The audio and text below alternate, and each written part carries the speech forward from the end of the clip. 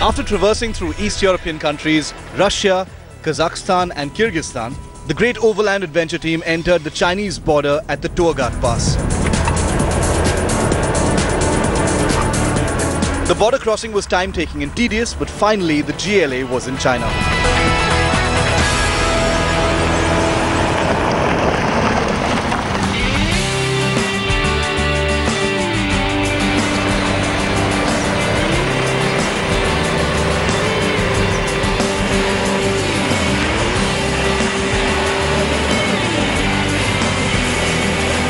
Finally, we are in the Xinjiang Autonomous Region. We are at the capital in Kashgar and we are going to get the cars registered in China.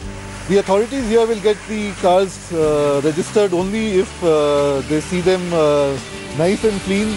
That's why we are getting the cars washed, and after that we'll be heading for getting the cars registered.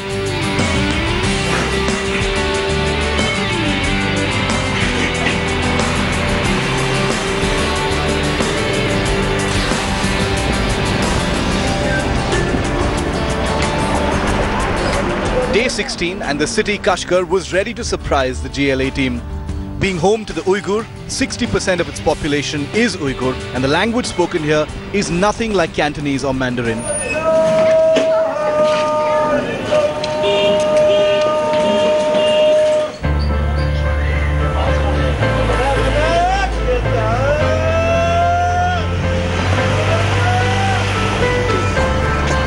As the GLA team got out on the streets to capture the city of Kashgar in its lens, the antique objects, spices, carpets grabbed attention, and it was understood that this was an important staging point on the Silk Route. Steeped in history, it wasn't a surprise that from architecture to food, everything betrayed centuries of Muslim influence on Kashgar.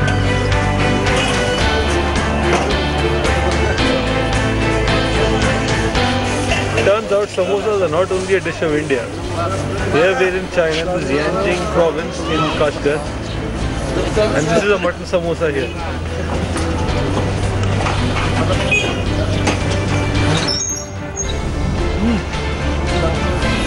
Very hot.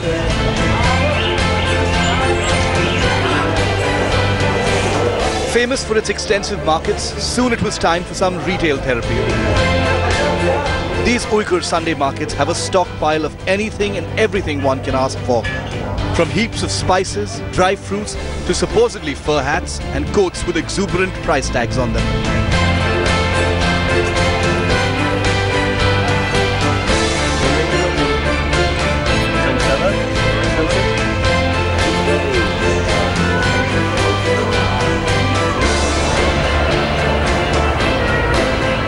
But the real Kashgar is the old city, built over 500 years ago. The old bridge, mud houses, antique doors. Walking in those 1,000-year-old narrow lanes was like being thrown back to the 1500s.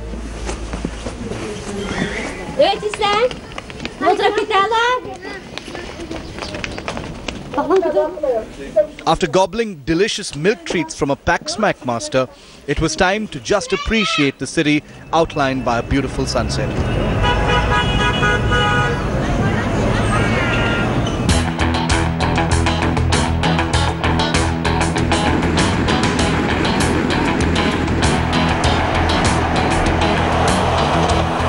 After crossing another branch of the Tian Shan range, the route took us north of the Gobi Desert, through an arid region that was covered with white deposits of alkali and salt.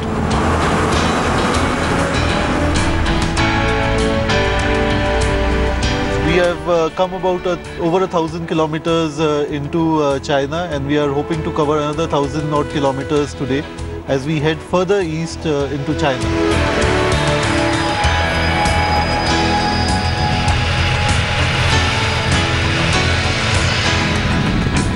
Clocking kilometer upon kilometer, always eastward, driving with the Chinese bullet train is an experience well worth preserving.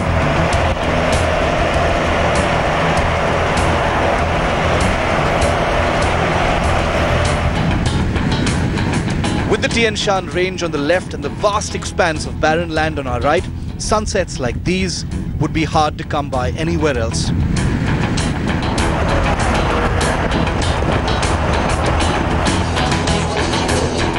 Soon it was night, and what a welcome it was.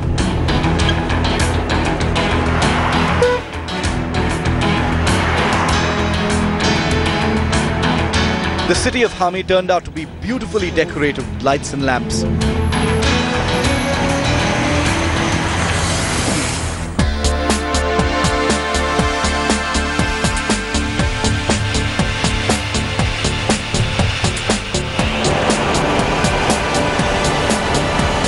Our next destination is Dunhuang, and the route took the GLA through the same arid landscape, but this time with black, short and sturdy mountains to keep us company.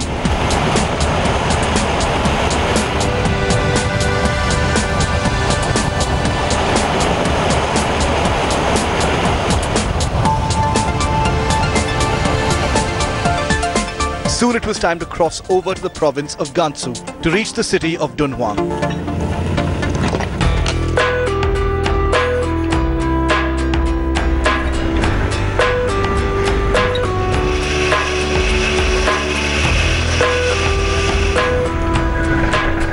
We are in the Dunhuang city in the heart of the Gobi Desert. We are going to the sand mountain, which supposedly when the wind is high, it makes a particular sound. And apparently in the middle of it, it also has a small lake, which is in the form of a crescent moon. And hence the name Crescent Moon Lake.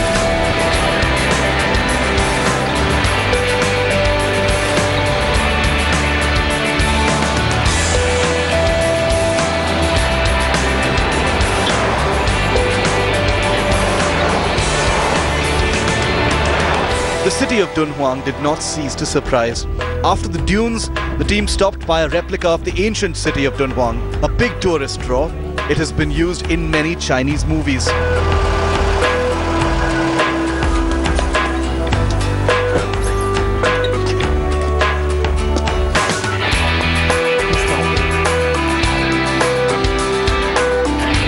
out of Dunhuang, heading towards Gulmurg.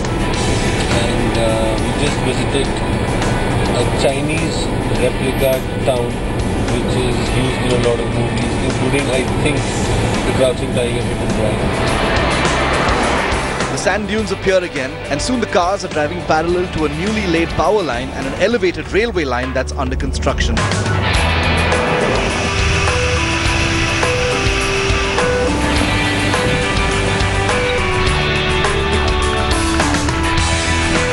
A railway line in the middle of nowhere. This is a new age Chinese marvel for you. The earthwork has been done, the bridges have been made, but the electrification, still not done yet. I don't know if it is operational as of now. Could be that it is not operational because we can't see any signaling equipment. The road climbs the Tibetan plateau and temperatures drop below zero. The roads here are icy and we have to drive carefully.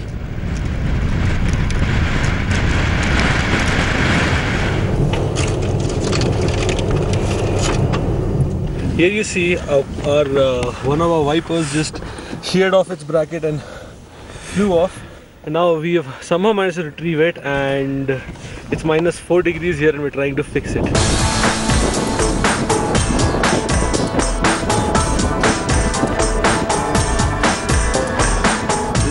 Look at it and then flip it up. It's alive. It's alive.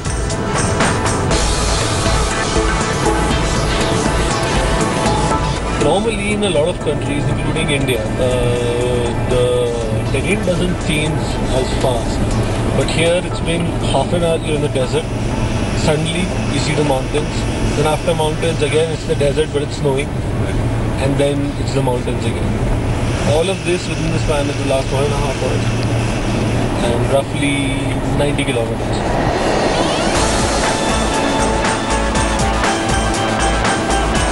Day 20 turned out to be a very long day with many high points to savor and remember. But the journey ahead is far from short. there are still thousands of kilometers still to be crossed.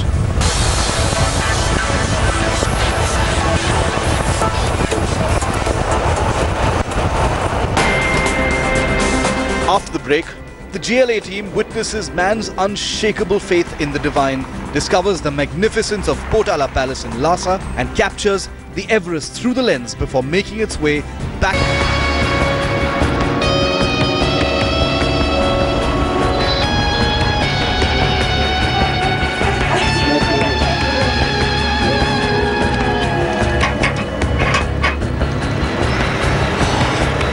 It's 11 o'clock in the morning right now and the temperature is -2.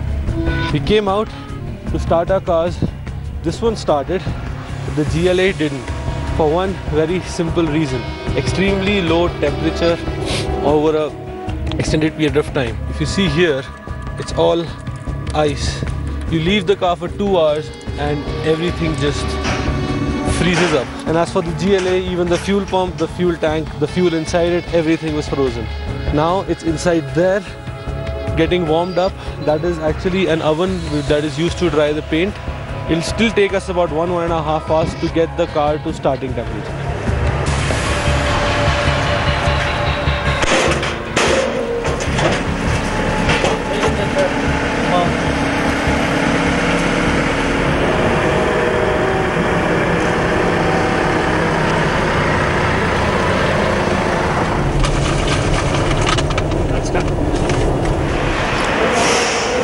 A quick top-up of the -35-degree fuel, and the GLA team was ready to make a long, once-in-a-lifetime journey to the most famous city of the Tibetan plateau, Lhasa.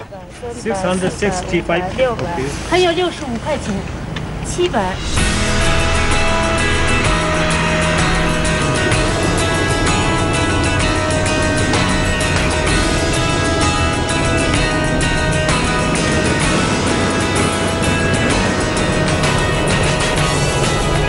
As the sun shone on the massive Kunlun ranges, the cars were climbing to the highest altitude of this overland adventure, reaching 5,200 meters and hitting the ultra low of lowest temperatures, -17 degrees. Proof of which was frozen in front of us. The Yangtze River, the longest river in China, was frozen to the color of jade.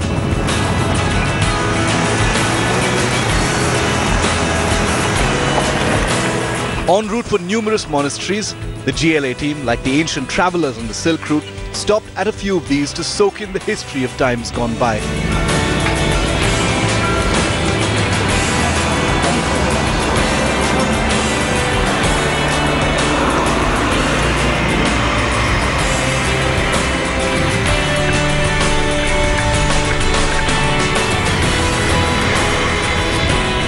The next biggest discovery of this endless adventure was the local wildlife of the region. The GLA team spotted the antelope, Tibetan wild ass, yaks, and the Himalayan griffon vulture.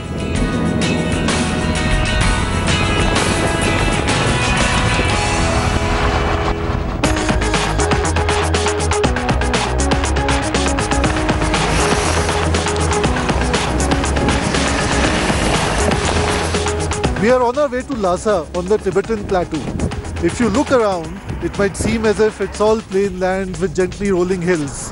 But you'd be surprised to know that we are at 15,000 feet. The air is very thin here, it's difficult to breathe, and all the wildlife that we see here are the yaks. The temperature hovers around 0, but right now there's an icy wind blowing and it's chilling us to the bone.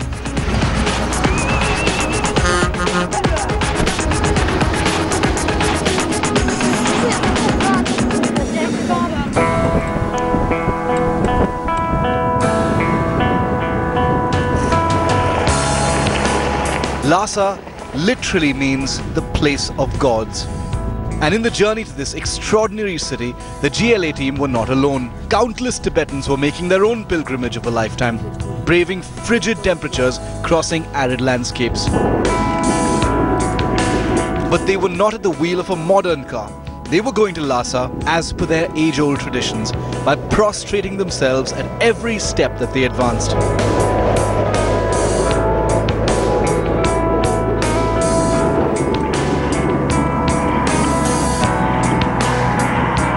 Tibetans believe that one has to travel in this fashion at least once in their lifetime, or their karma wouldn't be complete.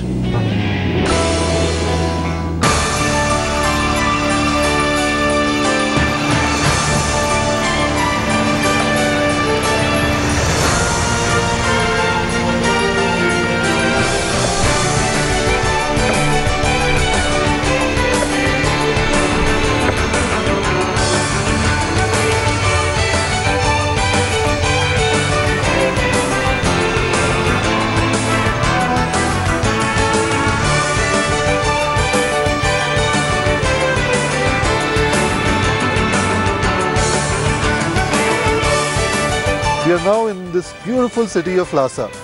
It's at about 13,000 feet, and the main attraction here is, of course, the Potala Palace.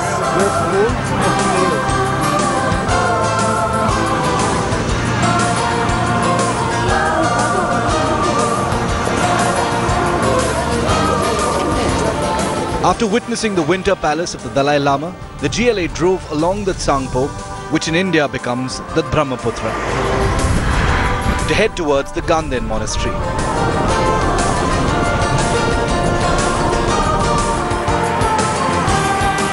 This monastery is perched on top of a mountain and is one of the great three university monasteries of the Gelugpa order of Tibetan Buddhism.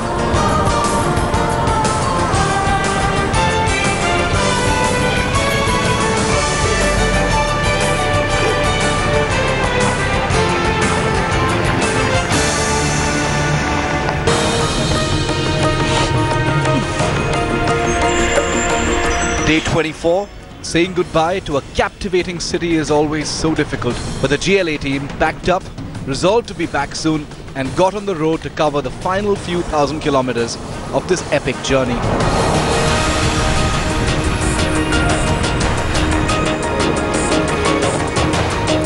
At 5,200 meters altitude, crossing the Korola Pass, the team drove up the mountains to capture the Lake of Gods, Lake Yamdrok.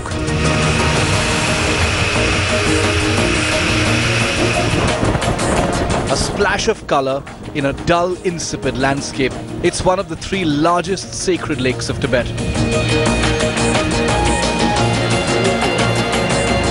For the GLA team, every new day meant new cuisine, but after tasting a variety of flavors from across nations, the food finally started becoming familiar as the team drove closer and closer home. Happy birthday to you. Happy birthday to you. Happy birthday, dear Yogendra sir. Happy birthday to you. Thank you. I've ordered a big plate of chowmin, and for the vegetarian it seems like a good day. Good day for me. Maybe I get black coffee here. And I'm still going with yak because I suppose this is the only place we'll get it. So it's green chilies with yak meat for me.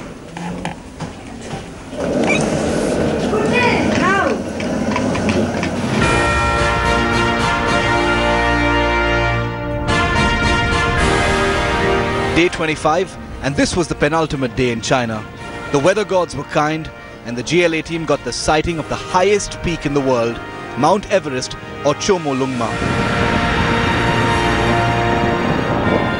The magnificence of nature was truly overwhelming.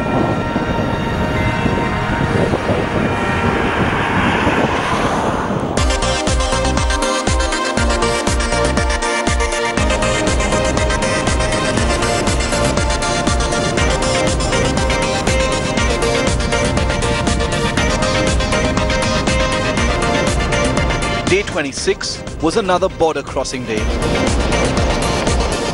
Exiting China, the GLA team made it into Nepal over broken roads and heavy traffic.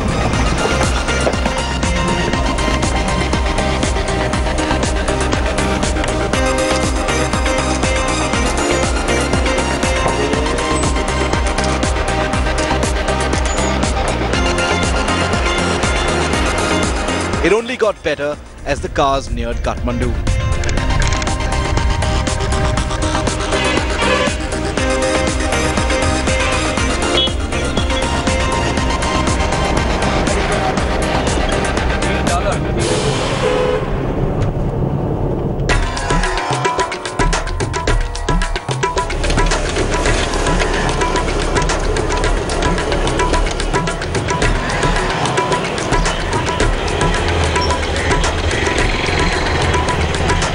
Being a free border, crossing over into India didn't pose any problems, but now the desire to reach our destination pumped fresh adrenaline into the team.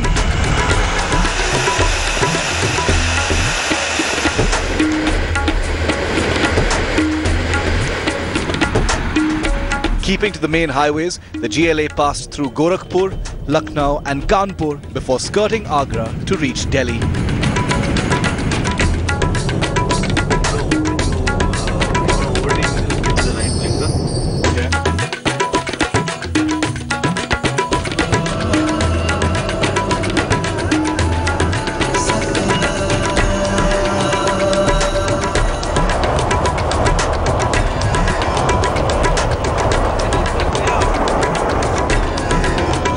Day 28. Driving on familiar roads, the GLA team covered 1500 kilometers to Lonavala on the Golden Quadrilateral Road Network, driving for nearly 24 hours.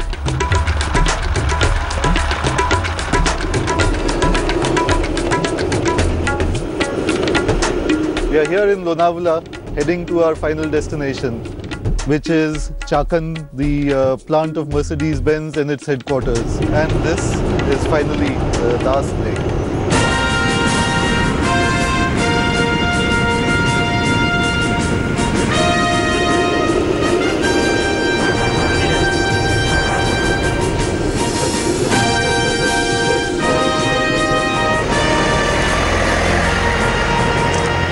It feels just great to welcome you here back with the Mercedes SUV, the GLA. My compliments and my thank you, really big thank you from all the Mercedes-Benz India guys to your teams. They did a fantastic job over there. Exactly 1 month back, there was this Mercedes-Benz three-pointed star in the background, but we were in Germany and we were starting the Great OverLand adventure, which has now finally come to its grand end at Pune. Behind us is the Mercedes-Benz plant in Chakan, and with me is the entire team that made it possible. 17,500 kilometers over nearly a month, a great achievement. Yeah!